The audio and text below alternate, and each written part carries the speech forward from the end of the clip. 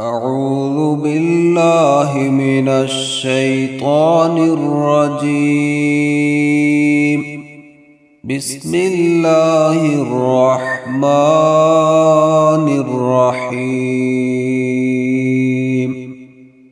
أم حسب الذين في قلوبهم مرض أن لن يخرج الله أضغانهم ولو نشاء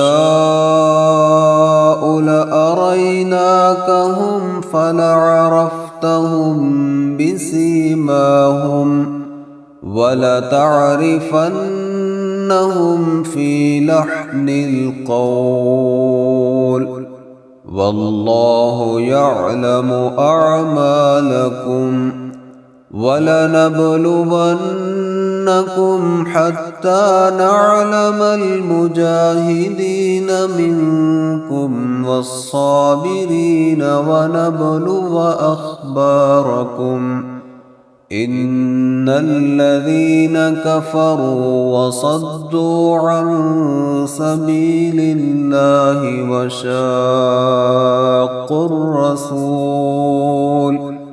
وشاقوا الرسول من بعد ما تبين لهم الهدى لن يضروا الله شيئا وسيحبط أعمالهم.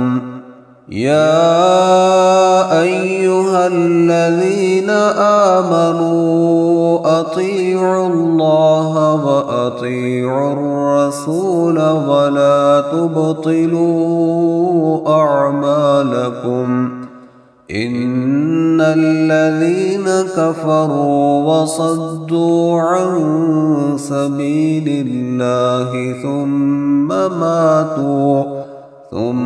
ماتوا وهم كفار فلن يغفر الله لهم. فلا تهنوا وتدعوا إلى السلم وأنتم الأعلون والله معكم فلن يتركم أعمالكم. إنما الحياة الدنيا لعب ولهو وإن تؤمنوا وتتقوا يؤتكم أجوركم ولا يسألكم أموالكم.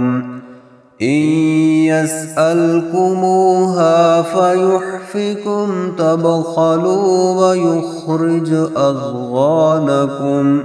ها أنتم هؤلاء تدعون لتنفقوا في سبيل الله فمنكم من يبخل ومن يبخل فإنما يبخل عن نفسه والله الغني وأنتم الفقراء.